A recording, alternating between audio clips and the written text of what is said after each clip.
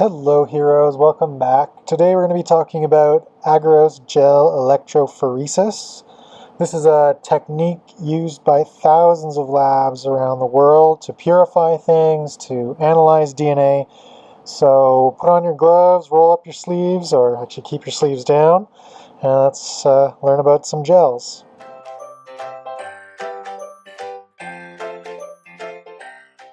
Okay, so one of the first things that we need to do is actually create a gel. And this is done by pouring a molten agarose solution into a gel cast. So let's make this gel cast. All right, so generally most modern electrophoresis equipment, they provide some sort of little tray that looks like this, and some end caps that look like this, and then there are these little things called combs which have different numbers of teeth, and as you'll see, those actually create wells within this gel that you can add samples to. Okay, so creating the cast is generally pretty easy. It used to be more difficult in the 90s, but now you just have these little rubber ends on many different kits that just push on like this. Alright, make sure they're on, they're nice and level, they're pushed on all the way. Now you can see when you pour the gel, it's actually going to go into here, and so it's going to be this little rectangular prism, pretty flat, maybe half a centimeter, almost a centimeter tall. In this case, where we can see it's maybe 5-6 centimeters long and maybe 7 or 8 centimeters wide.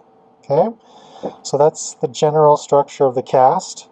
And then we have these combs and teeth, all right, or combs with teeth, and these will go into the gel. They just sit in like that, and you can see if I tilt it up or look at it maybe a little more front on, once we fill this cast almost to the top, these teeth are going to be submerged, and so there's not going to be any gel where the teeth are, obviously, and that way once it solidifies and you pull them out, you're going to have these little wells that are there. Okay, now there's many different kinds of combs. In this case, this is a 6-tooth comb. On this one we have an 8-tooth, and I believe that's an 11-tooth. All right, and so there's many different kinds. We've even created our own where I think this is like 15 teeth. Right, so the main purpose is to create little holes or little wells within the gel so that you can load samples.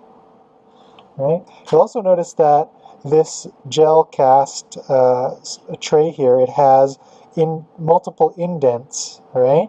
And the comb, it's designed so that the combs fit nicely in, right? So that you can actually put in multiple combs like this, right? And then you could load these, and they both run towards the positive electrode if it's DNA, and you just want to make sure it stops before it reaches the next wells. It's a little more of an advanced technique, but nonetheless, that's how it works. So the next step is, now that we have this going, we'll leave the 6-tooth comb in there. We're going to make our molten agarose, which will then pour in here, and thereafter solidify into something we can actually load samples into.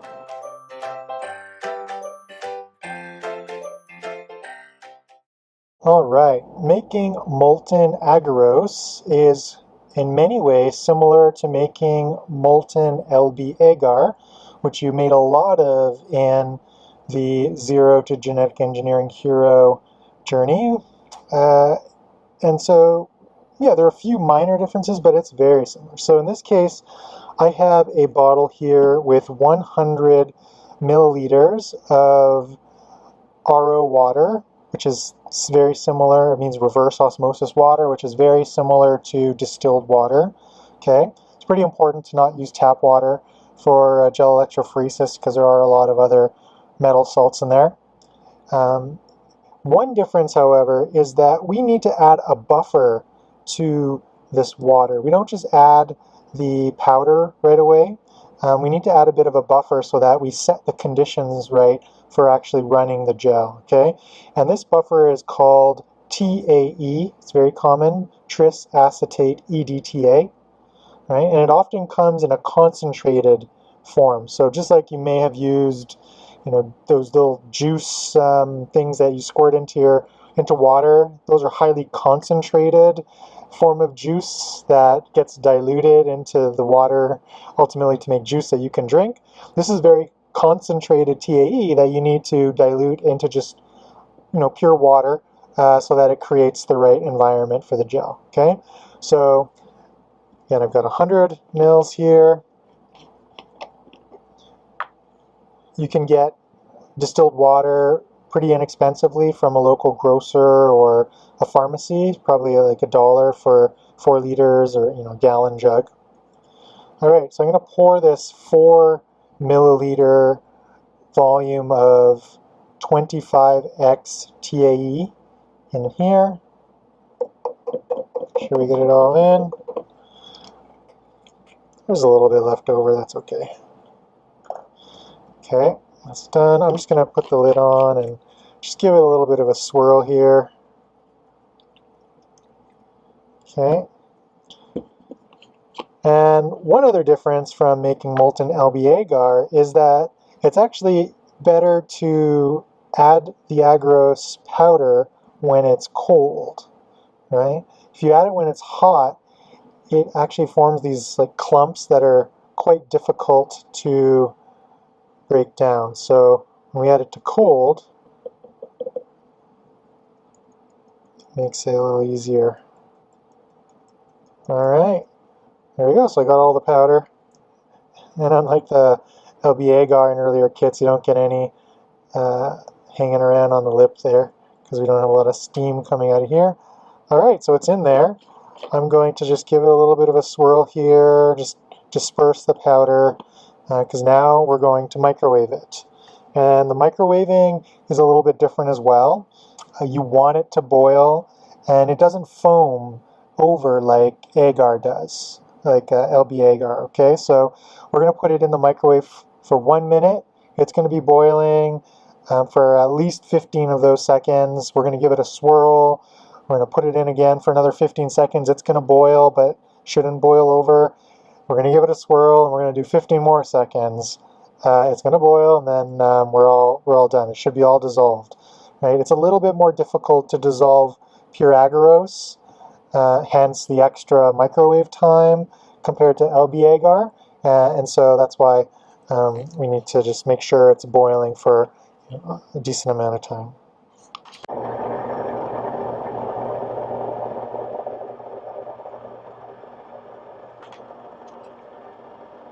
Alright, it's going to start boiling pretty soon.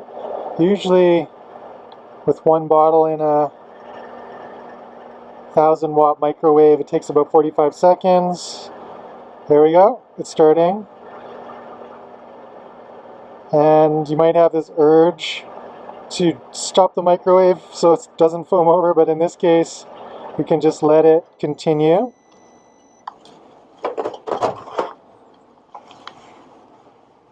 We're going to just give it a quick swirl. Careful, it's hot. I'm going to put it in for another 15 seconds. And it should immediately boil again.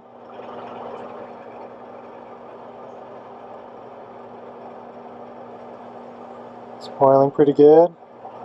Also another reminder, make sure you have the lid a little bit loose. Very important so it doesn't explode. Okay. We're going to give it one more go here. 15 seconds.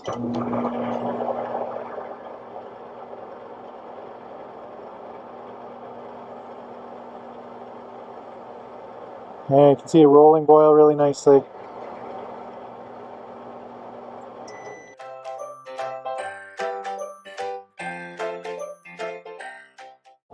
Okay, we're back here. Boiled for a while, so the agarose should be nice and dissolved. Okay, so in some of the amino kits, the earlier agarose kits, we pre-add some important fluorescent dye into the powder to simplify the process. And so in this case, I've added one of those tubes. If you're in one of the more advanced DNA technology kits, it will be clear in the instructions that you need to maybe add some extra dye at this point in time, okay? Now you can see I've only got one gel cast here. Typically a gel cast will require 20 to 25 milliliters of molten agarose. So I'm going to have quite a bit left over, like 75 milliliters most likely, which you can either leave in the bottle and it'll solidify, and then you can boil it again later and then pour another gel. Or if you have multiple casts, you can just pour many at once and then store some of those in the fridge inside of a bag so that they don't evaporate, and then you can use them, a day later. You don't want to let them sit for too long though, because they'll just dry out. So you do have to use them within probably a day, or definitely within 2 days. Okay, so we've got our cast here, we've got our comb. Now we simply pour in until the agarose is near the top. There we go. So I think I'm pretty close, maybe like 1 to 2 millimeters from the rubber, top of the rubber. So that's good, and you can see the comb is nicely in, right? I don't see any bubbles. If you were to shake the molten agarose very vigorously, you can introduce bubbles, just like LB agar for growth plates. And if that happens, it's a little tricky. You can use a pipette tip or something to try and chase them away. But in general, just try not to get any bubbles inside of the agarose. It's a little bit annoying. And yeah, now we just wait 15 to 30 minutes for it to cool down and solidify. While that's happening, we're going to look at a gel electrophoresis tank and get that ready for running a gel. Just a quick note about the bottle that's used to make the molten agarose. You can reuse this, so go ahead and rinse it out with some distilled water, add a little in there, give it a shake to rinse it out, pour out anything extra, and either let it dry out or put the lid back on and you're good to use it again.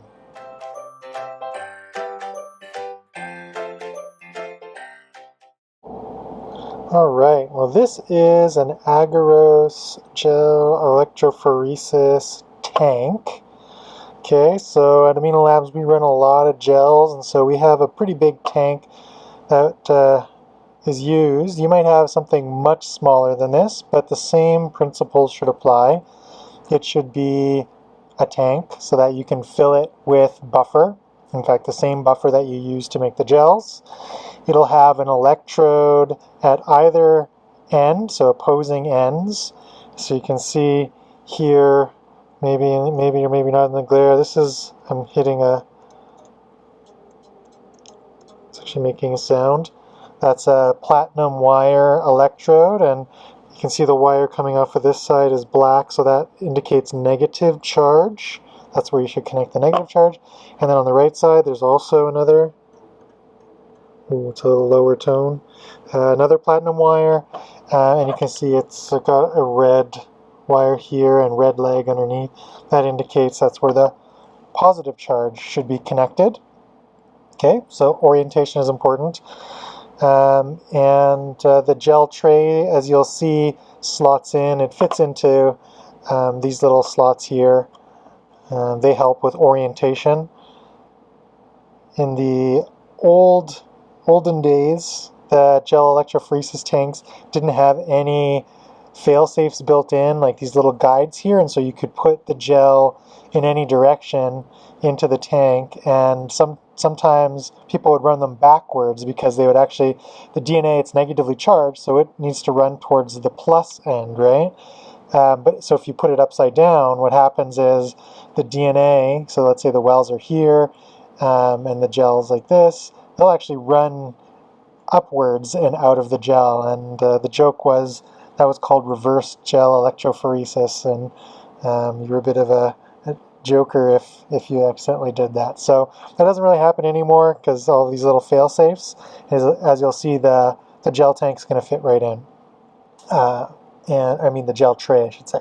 Okay, so we need to fill this tank with buffer, the same TAE buffer, and so you might see one of these inside one of the kits that you got. This is the bigger mixing bottle to make 1 times TAE buffer. You'll probably also find some little bottles of 25 concentrated. These are designed for making 500 milliliters. Okay, so I'm going to pour one of those in. You'll probably only need 1 bottle for your tank. Alright, and then I'm going to fill this to the 500 mark here.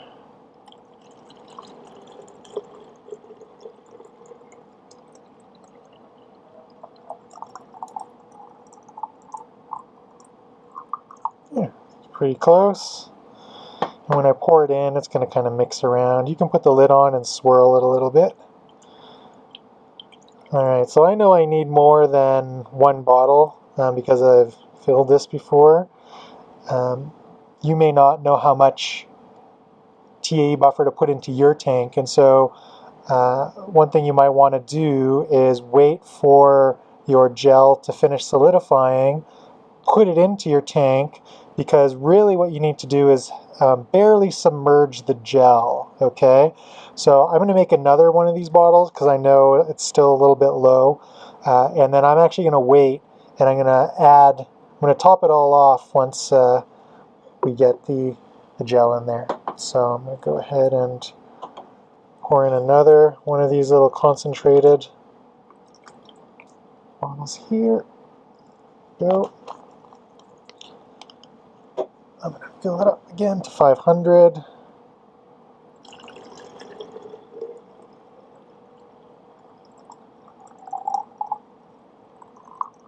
There we go. Okay, and again, this is distilled or reverse osmosis water. So you want to have pretty pure water because you want to have the minimum amount of metal salts in here because they can actually stick to the electrodes and mess with things a little. So I'm going to put the lid on. Heck, I'll even give this one a little bit of a swirl because I'm not pouring the whole thing in. We need to make sure it's well mixed inside of here. And I'm just going to shift this to the side a little bit. And we're actually going to look at the gel. It looks like it's solidifying pretty good. Once a gel hardens, solidifies, it starts to become a little bit white, opaque. The more agarose you put in, the more opaque it becomes, but this is about a 1% agarose TAE gel, so it's going to become just a little bit opaque, and it's actually pretty close. We're going to give it a couple more minutes just to make sure, and then we're going to remove these capping ends, these rubber capping ends, and the comb, and we're going to put it into the tank. So we'll be right back.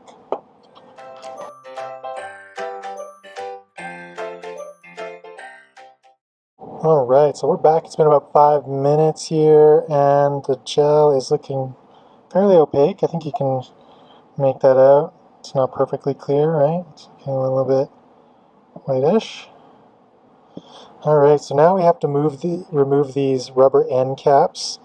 And something that might become your friend, I've been doing this a long time and I find it just really helps, is to always have a small pipette tip hanging around where you make your gels so that you can help, so it can help separate the gels from the capping ends. Because what can happen is if you just try and pull off the ends, sometimes the gel can actually stick to it and it'll stretch and stretch and stretch your gel. And especially when you're on the comb side, it can tear. The gel can just like tear off, and then it's game over. You need to make a new gel because there will be a little gap. Even if you try and push it back on, your samples leak between the wells. So use the little pipette tip. Just poke the corner where you're going to be separating from. I don't know if you can see. There's a bit of a. I'm kind of going a little harshly here because I'm trying to get on camera. I'm like digging into it. Really all you need to do is just poke in, and you see like a little bit of a separation happening. I'm going to try and do the same thing so you can see it on camera here. Just poke in. I see a little bit of a separation happening. So I started the separation of the gel and the end caps. Now I should be able to just slowly pull from that same side, and I should see it. Boop, there we go. You don't want to pull too fast, or again, it may tear the gel. So let's do the same on the other side here. Slowly pull it. Go. You're starting to see it come apart. There we go. You can see the weight going. You could see it's still pulled. I saw this this well here kind of get a bit of a tug. So yeah, just go slow. You don't need to rush it. Spending an extra 10-15 seconds doesn't make a difference. Okay, so here's the front profile. So you can see that the teeth of the comb are inside of the gel, so that when we pull them out, they're going to leave wells, right? It's pretty cool. Right? Now, when you're pulling out the comb, some combs don't have little overhangs, so if I try and put this into these little slots here, I actually can't because the comb overhangs. I personally like to pull the comb out if I can when it's in the liquid, because it kind of like flushes out anything in there. But in this case, with these combs, you need to pull them out first. And generally I start by pulling up one side just a little bit, then pull up the other side a little bit, and there we go. Then it's all the way out. Very simple. Okay. Now when I was doing that, you got to be careful. I generally do it on a flat surface, either generally when it's in the tank or I guess on a tabletop, but it does slide a little bit, right? You can see the gel will slowly slide off the tray, and you don't want to lose it. Okay, if it does slide around, just kind of put it in the middle. It doesn't really matter where it is in here, just as long as it's fairly centered. Good. Okay, so now I'm going to put it into the tank. You may have one spot for your gel. This one has 6 spots for 6 gels that you can run at a time. And so I plopped it in there, and you can actually see that the liquid that I had poured in for the first bottle, it just barely touches even the bottom of the tray. And we want to top this up so that the liquid is just barely covering the top of the gel. So I did make a second bottle, and I'm going to open it up. And I'm going to pour. See it coming up. And it is now just going over. Cool, right? So that's enough. And actually you can see the wells filling in. So you want those wells to fill in. Just like that. Good, that almost took a full liter, almost 2 full bottles. And you could also, this says it's for the tank, right? This is 1 times TAE buffer, but technically you can use this 1x TAE to make gels if you have a lot left over, right? It's all the same stuff. The whole idea is you want to have like a buffer in the tank, and you want the gel to kind of match that environment. And the only difference is there's agarose here, right? That's the only difference. The liquid should be kind of a continuous, similar composition. Okay, so the next step is loading the gel. So I'm going to get set up for that. I'll be right back.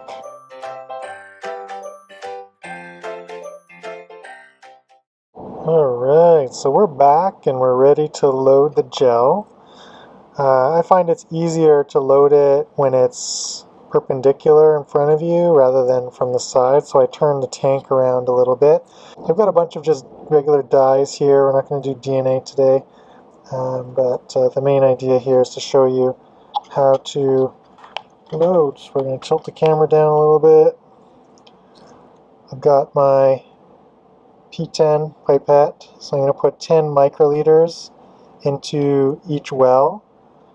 Alright, that's pretty standard.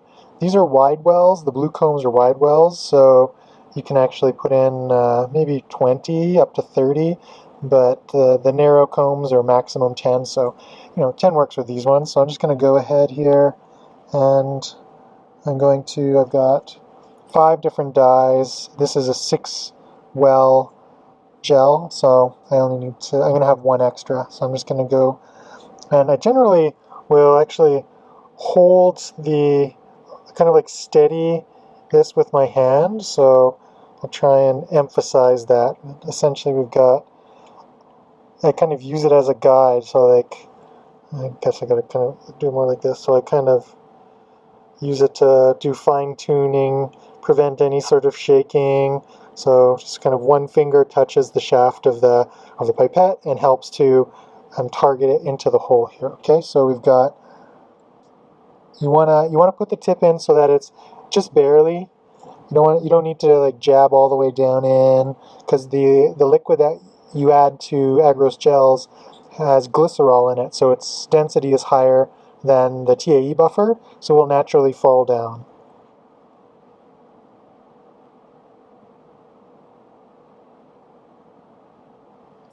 There we go. So you can see a little bit mixed with the TAE there. This is a dye, so it's a little bit different than loading DNA. DNA dyes, this is just like a very generic, very soluble dye. Alright, let's do the green. So again, I'm kind of like holding the pipette, so it helps me to put it in.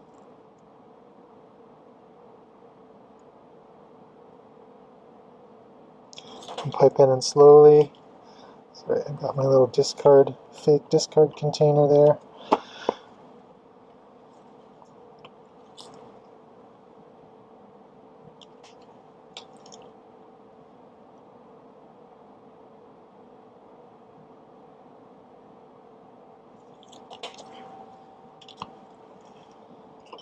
Notice I'm using a new tip every time. I don't want to contaminate the next container with dye from the previous.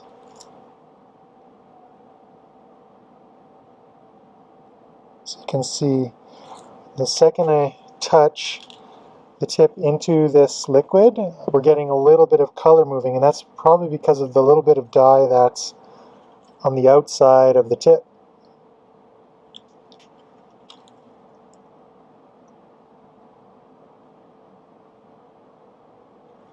There we go. Okay. So, just to zoom in and show you here, we've got those loaded. Okay, so the next step is to put the lid on, and you generally do not want to wait long at all when starting a gel, because it will continue to dissolve into the TAE buffer. So in this case, we've got, you can see how it kind of whooshed around, so you want to try and maintain this in a stable environment. Again, this is in a temporary spot.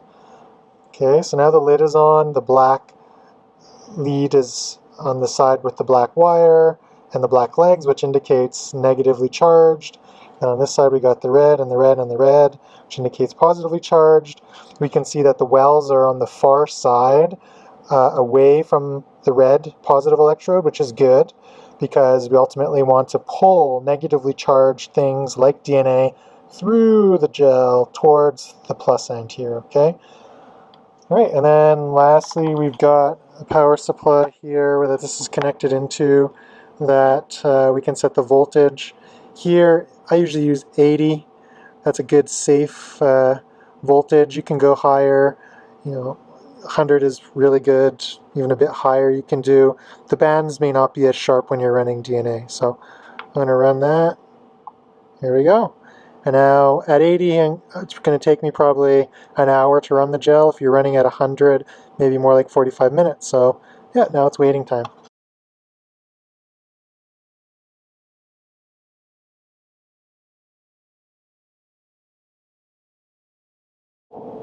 Alright, we're back. That was about a 45-minute run at 80 volts, and you can see it has traveled pretty far.